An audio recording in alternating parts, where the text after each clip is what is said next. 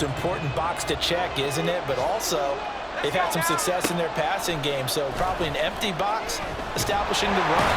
They're on pace for fewer than 100 yards in this one, so now they want to make sure that they get that going so they truly have a control in this ball game, and down the stretch, being able to be balanced, either throw it or run it, and try and win this ball game. Coming up now on a 2nd and 15 following that sack. Throwing, Young.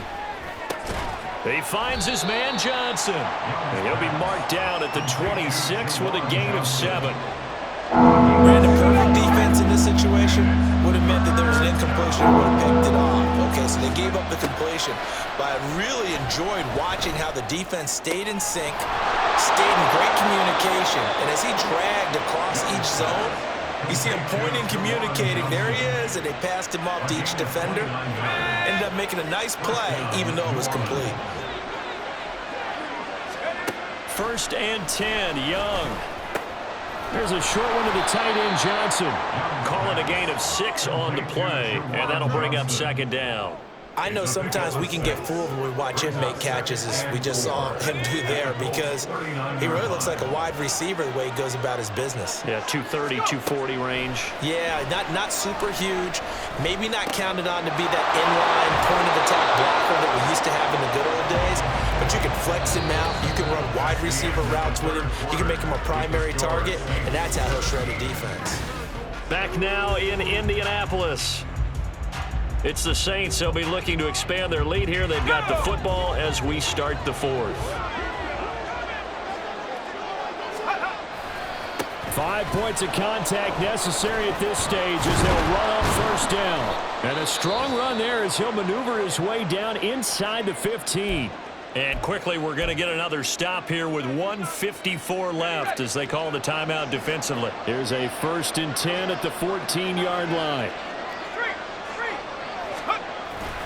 Again, it's Kamara. And they get to him quickly here as he's stopped right around the 13.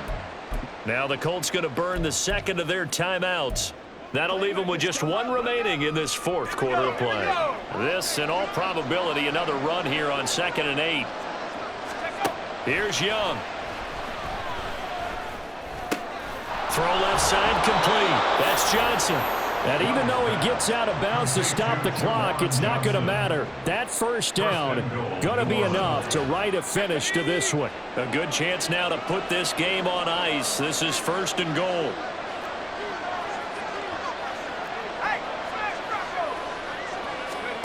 Young here to throw. And he's got it. Touchdown, Saints.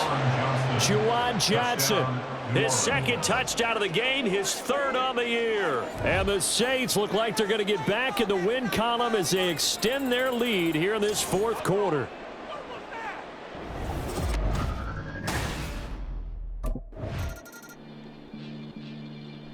Out onto the field comes New Orleans. Getting down to the end here, they have a 2-score lead. Barely, but it's a 2-score.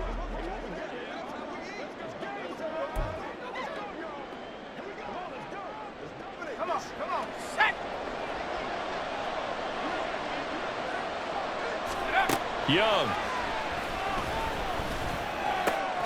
That's caught by Johnson. And he'll go out of bounds after taking it a little further down inside the 40. That's a staple in this offense. Drag route to the tight end. Yeah, he's unable to use his size to break off much more yardage after the catch, but still an effective gain nonetheless. Meanwhile, Young's throw complete there to Johnson. Now the Colts will use their 3rd and final timeout, as the clock will stop with 34 seconds to go in the game. Now Young. Complete. Smith has it. And they move this all the way down to the 9. A big gain there, and that should certainly be enough to put this one in the win column. But when you're up by 2 scores in the 4th quarter and you're going to throw the football, expect to see a lot of man coverage, because usually what comes along with man coverage is pressure. So if you're a play caller and you want to keep throwing the football, that's fine. Just make sure your offensive line understands they're going to get additional guys running at the quarterback. So this one, a victory here for New Orleans. And we talk so much about the turnover battle, determining who wins, who loses. This game, no exception.